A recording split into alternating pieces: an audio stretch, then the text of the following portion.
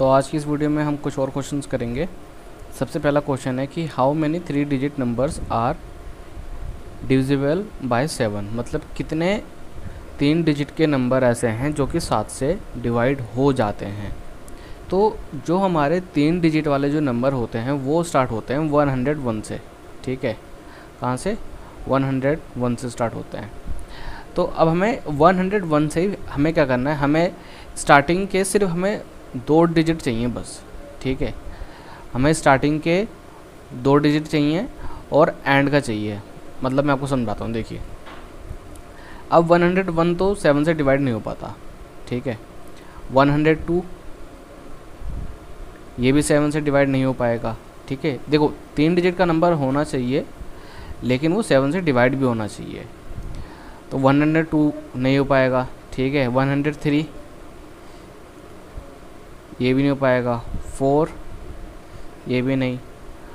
अगर हम 105 को देखें तो 7 1 जो 7, ठीक है। 7 1 जो 7, 3 बच जाएगा। तो 7 5 जा 35, ठीक है ना। 7 चौका 28, 7 पंजे 35। तो यानी कि पहला हमें 3 डिजिट वाला नंबर मिल गया जो 7 से डिवाइड हो जाता है। अब अगर 105 अगर डिवाइड हो जा रहा है तो अगला नंबर क्या होगा? बस इसमें 7 ऐड कर दो आप, 112, ठीक है।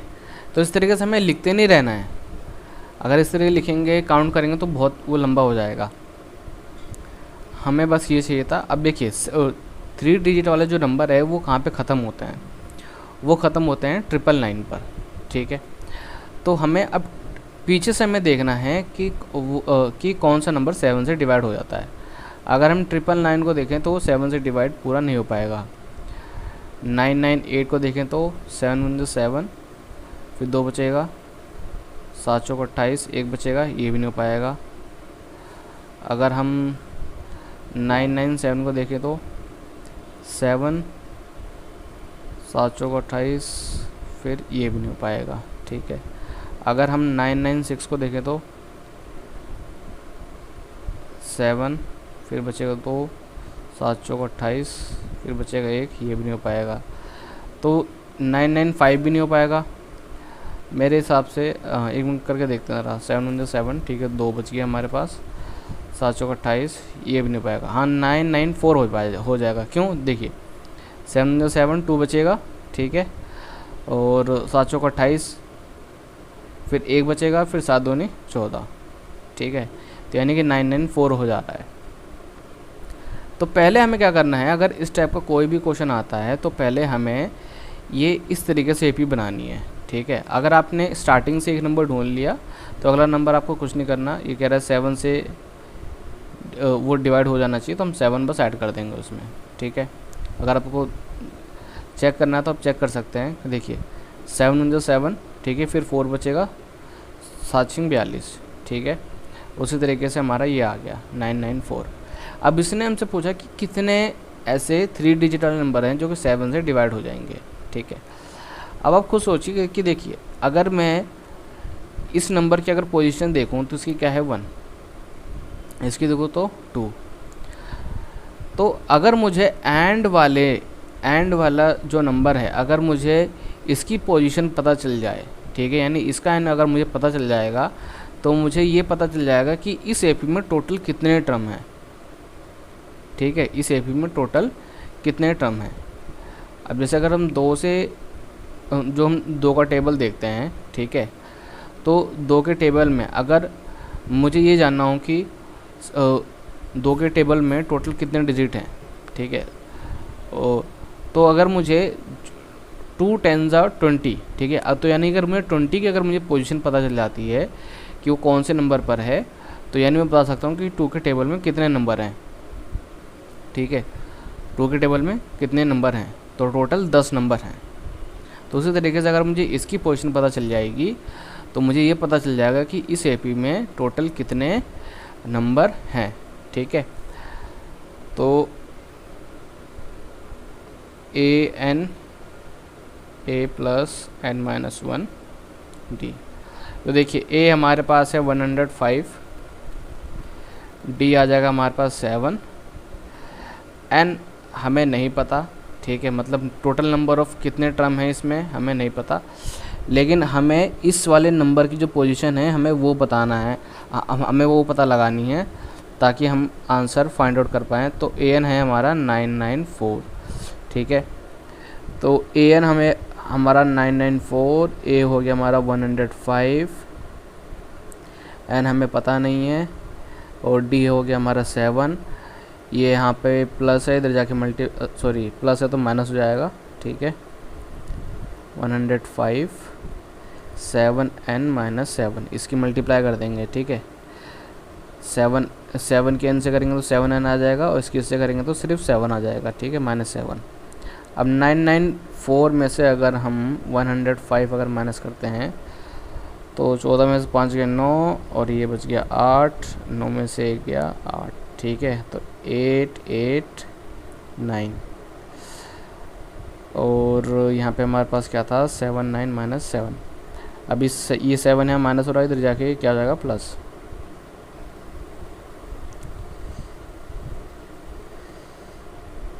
तो ये हमारे पास आ जाएगा 896, ठीक है, 7 9। अब 7 यहाँ मल्टीप्लाई हो रहा है तो इधर जाके डिवाइड हो जाएगा वो, 7 एकम 7, और ये आ जाएगा 7 दूनी 14, तो बच जाएगा 5, 7 28 56। तो यानी कितना आ गया 128। तो यानी कि 994 की पोजीशन है 128। तो यानी कि इस एपी में, ठीक है, टोटल कितने टर्म हो गए 128। तो यानी कि 128 3 डिजिट वाले नंबर हैं जो कि 7 से डिवाइड हो जाते हैं, ठीक है। अब इसी टाइप का एक और क्वेश्चन है। अब अगला क्वेश्चन हमारा ये कहता है कि how many multiples of 4 lie between 10 and 250, ठीक है। अब इस क्वेश्चन को पहले समझते हैं। देखिए मल्टीपल्स क्या हैं, मल्टीपल्स क्या हैं 4 के। तो 4 के टेबल में जो नंबर्स आते हैं वही क्या होंगे, वो मल्टीपल्स होंगे 4 के, ठीक है। 4 8 12 16 20, तो ये क्या है, ये तो वो सारे वो मल्टीपल्स हैं 4 के। लेकिन हमें ये बताना है कि 10 से लेके 250 तक कितने मल्टीपल्स 4 के हैं, ठीक है। तो इसकी हमें क्या करनी है, सबसे पहले हमें एपी बनानी है। तो अगर हम 10 से 250 के बीच में देखें तो सबसे पहला जो मल्टीपल होगा वो क्या होगा, वो 12 होगा, उसके बाद 16, ठीक है। स्टार्टिंग के 2 निकाल लिए, अब आगे बढ़ते हैं। अब हमें पीछे से देखना है, ठीक है, कि पीछे से कौन सा मल्टीपल होगा 4 का, क्योंकि तभी हम पता लगा पाएंगे कि कितने ऐसे नंबर हैं 10 से 250 के बीच में, ठीक है, जो कि 4 के मल्टीपल हैं। हिंदी में इसको कहते हैं गुणांक, मल्टीपल्स को कहते हैं गुणांक, ठीक है। तो 250 को अगर हम देखें तो 250 क्या डिवाइड हो जाएगा 4 से, 4 से 24 नहीं हो पाएगा ये, ठीक है। और 249 तो हो ही नहीं पाएगा। 248 देखते हैं तो ये भी नहीं ये हो जाएगा 4 से 24, और ये हो जाएगा 4 दूनी 8, हाँ हो जाएगा, ठीक है। तो 248 आ गया, ठीक है। अब इनकी मदद से हम ये पता लगा सकते हैं कि 10 से 250 के बीच में कितने 4 के मल्टीपल्स हैं। तो वही हम फॉर्मूला लगाएंगे पहले हम an वाला, ठीक है। तो पहले हम सारी चीज़ें लिख लेंगे। तो a हो जाएगा हमारा 12, d हो जाएगा हमारा 4, क्योंकि इनके बीच का जो गैप है 4 है, ठीक है। n हमें पता नहीं है, इसका n हमें पता नहीं है, इसी का n पता लगाएंगे तभी हमारे पास टोटल नंबर ऑफ जो टर्म्स है वो हमें पता चल पाएंगी। और an हो गया हमारा 248, ठीक है। अब हम यहाँ पे फॉर्मूला पुट कर देते हैं, a + n - 1, और ये d, an हो गया हमारा 248 12, ठीक है। n हमें नहीं पता है, d हो गया हमारा 4, 248 - 12, 4n - 4, और 248 प्लस हो जाएगा 248 माइनस 8, ठीक है, तो 12 में से 4 गए, 8 बचेंगे, माइनस का है, ठीक है। तो यह आ जाएगा हमारे पास 240, 4 मल्टीप्लाई और जाके क्या हो जाएगा, डिवाइड, 4 6 24, ठीक है। तो n हमारे पास कितना आ गया, 60। तो यानी 60 ऐसे नंबर हैं 2 से 250 के बीच में जो कि 4 के मल्टीपल्स हैं। अब हमारा नेक्स्ट क्वेश्चन है, ये आपके बुक का ही एक एग्जांपल है।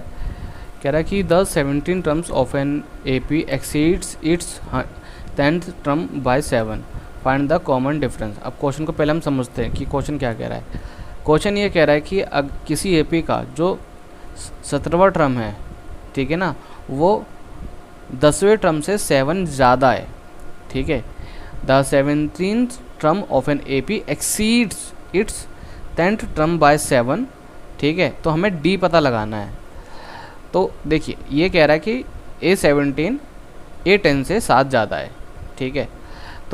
तो हम ये कह सकते हैं कि अगर मैं A17 में से, यानी कि 17वें टर्म में से अगर मैं 10वां टर्म अगर माइनस करता हूँ तो मेरे पास क्या आ जाएगा, 7 आ जाएगा, क्योंकि इसने खुद बोला ना कि जो A17 है वो 10वें टर्म से 7 ज़्यादा है, ठीक है।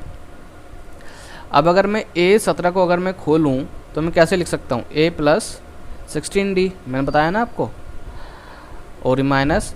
अब देखो यहाँ पर ना आपको एक चीज़ ध्यान में रखना है कि जब भी आप इस तरीके से लिखेंगे तो जब आप इसको खोलेंगे तो आप इसको ऐसे लिखना, नहीं तो आपका आंसर गलत आएगा, ठीक है। आपको इस तरीके से खोल के लिखना है। तो A10 है तो हम क्या लिखेंगे, A + 9D, ठीक है। अब A + 16D, अब देखिए यहाँ माइनस है, तो जब ये माइनस, जब ये ब्रैकेट खुलेंगे ना तो ये माइनस इससे मल्टीप्लाई होगा और इससे भी, तो क्या जाएगा, -A और -9D, ठीक है। तो ये वाला ये और ये कैंसिल हो जाएगा क्योंकि ये प्लस का ये माइनस का है। अब 16D में से अगर 9D जाता है तो हमारा बचेगा 7D, ठीक है।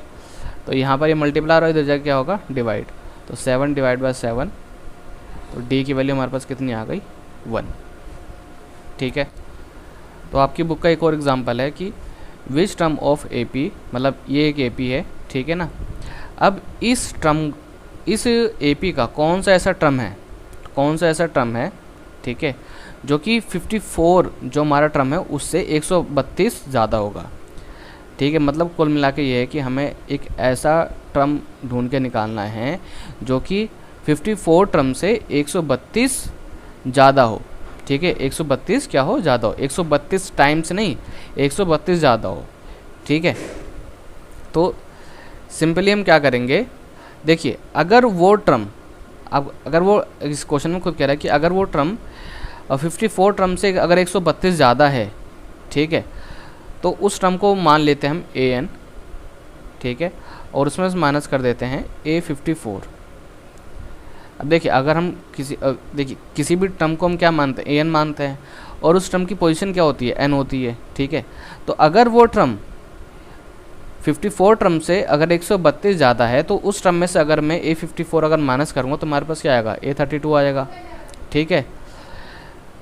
तो AN जो है, ठीक है, मतलब इस टर्म को हम चाहें तो कैसे खोल के लिख सकते हैं, जैसे हमारा जो फॉर्मूला होता है AN का क्या होता है कि A + n - 1D ये होता है ना। तो इसकी जगह पे हम सिर्फ ये लिखेंगे, ठीक है।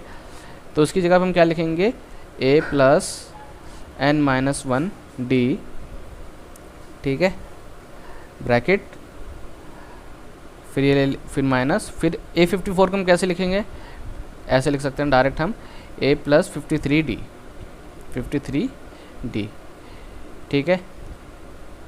अब देखिए हमारे पास AP ऑलरेडी गिवन है तो हम A आराम से इसमें पुट कर सकते हैं। तो A हमारे पास क्या आ जाएगा, 3 आ जाएगा, ठीक है।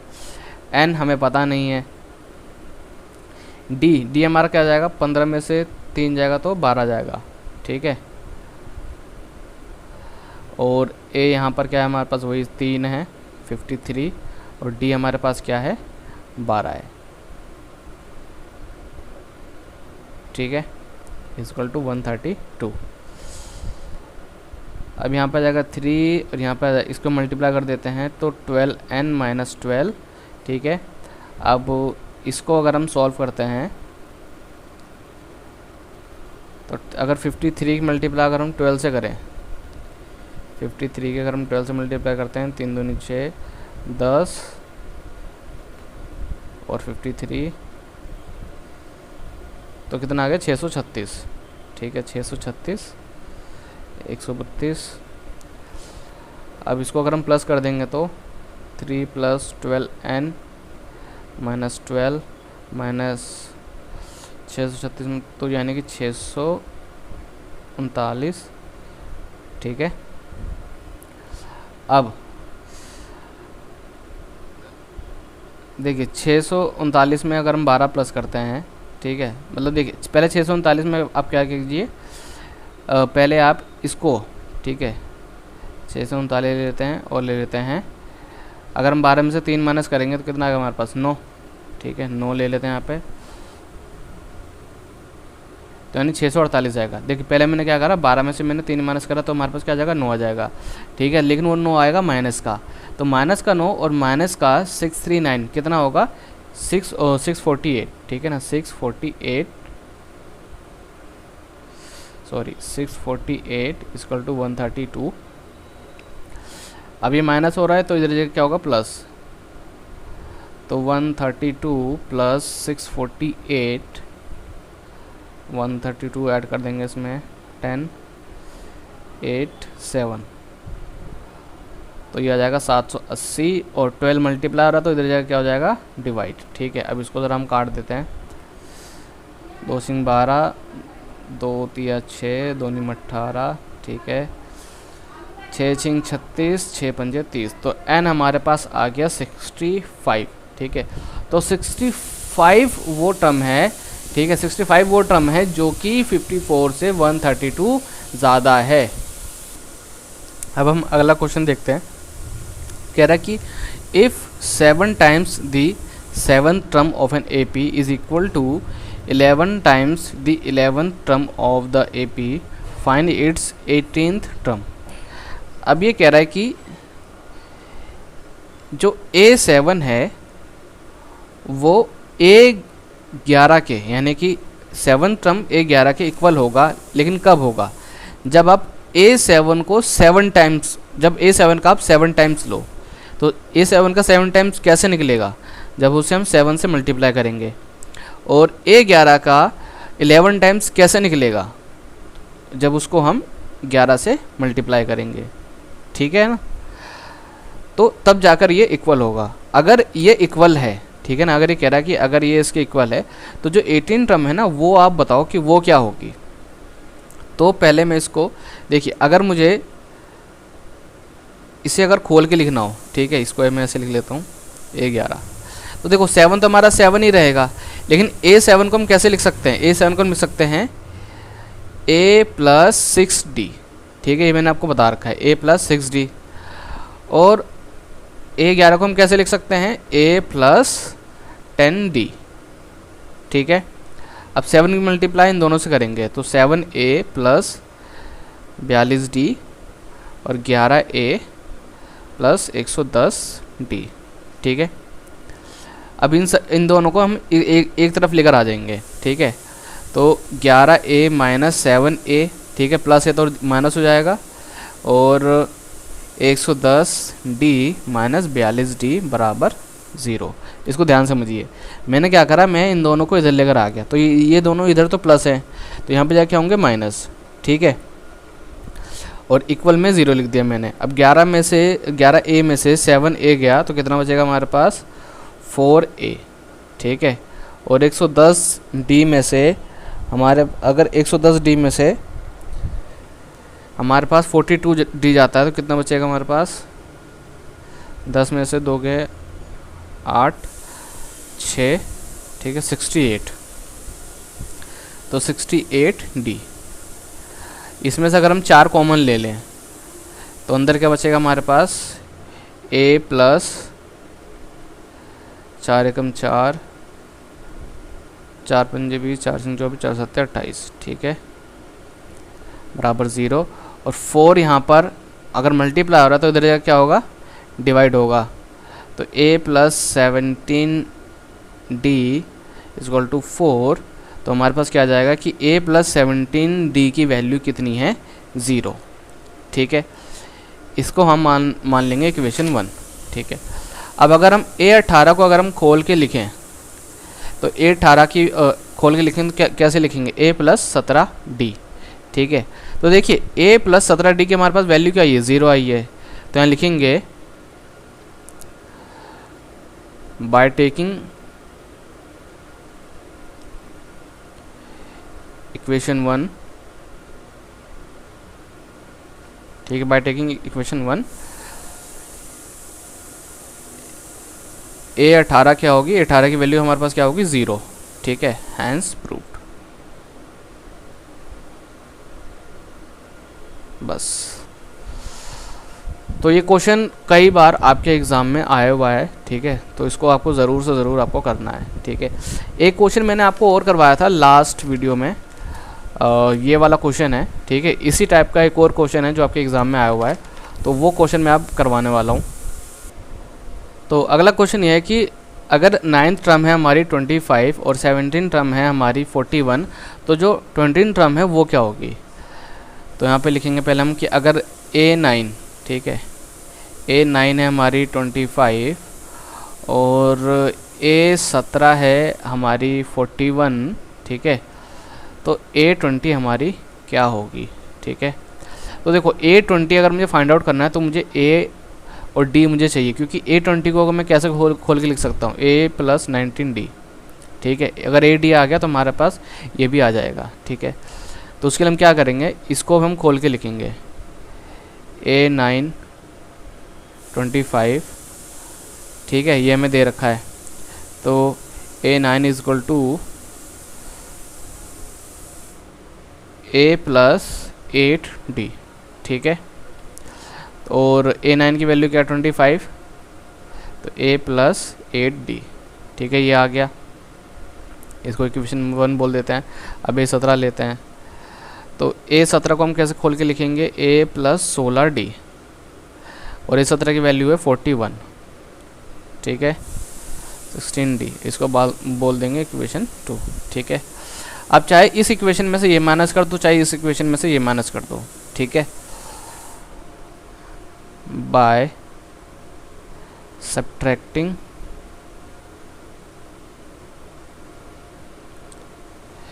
इक्वेशन फर्स्ट फ्रॉम सेकंड, तो 41 is equal to A plus 16D, 25 is equal to 9 plus 8D। ठीक है, तो 41 में से 25 अगर हमारे पास जाएगा तो 11 5 गया 6, और 3 में से 2 गया 1। ठीक है, और ये तो कट जाएगा हमारे पास, 16D में से 8D गए तो सिर्फ 8D, 8 यहाँ मल्टीप्लाई और यहाँ पे जाके क्या होगा, डिवाइड। तो ये आ जाएगा हमारे पास 2। ठीक है, अब D तो हमारे पास आ गया, A20 के लिए हमें D और A चाहिए था। अब ठीक है, D हमारे पास आ गया। अब D की वैल्यू हम क्या करेंगे, चाहे इक्वेशन 1 में पुट कर दो, चाहे इक्वेशन 2 में पुट कर दो, आपके पास एक ही वैल्यू आ जाएगी। ठीक है, तो मैं पुट करने जा रहा हूँ इक्वेशन फर्स्ट में, put the value of D in equation first. So 25 is equal to A plus 8D, तो 25 A plus 8 इंटू 2, तो ये आएगा हमारे पास 16, और 25 में 16 गए तो हमारे पास बचेंगे 9। ठीक है, 25 माइनस 16 A, तो ये हमारे पास आ जाएगा 9। ठीक है, तो हमारे पास D भी आ गया और A भी आ गया। अब हम कुछ नहीं करेंगे, इसमें हम वैल्यूज पुट कर देंगे तो हमारे पास जो 20वीं टर्म है वो हमारे पास आ जाएगी। ठीक है, तो A20 is equal to A plus 19D, तो ए हमारे पास कितना आया है, ए हमारे पास आया है 9, ठीक है। और डी हमारे पास आया है कितना, 2। तो ये हो जाएगा हमारे पास 9 38, अगर हम इसको प्लस कर देते तो हो जाएगा 45। तो ए 20 आ गया हमारे पास 45। तो आई थिंक ये क्वेश्चंस आपको सारे समझ में आए होंगे, ठीक है। और इन सब की जो पीडीएफ है, मैं क्या करूँगा, इनकी फ़ोटो क्लिक करके इनकी मैं एक पीडीएफ बना दूँगा, ठीक है। वो पीडीएफ आप हमारे जो टेलीग्राम ग्रुप है आप वहाँ से डाउनलोड कर सकते हैं, ठीक है। और अगर आपको वहाँ से नहीं मिलता है तो आप मुझे व्हाट्सअप कर सकते हैं, मैं आपको व्हाट्सअप पे सेंड कर दूँगा।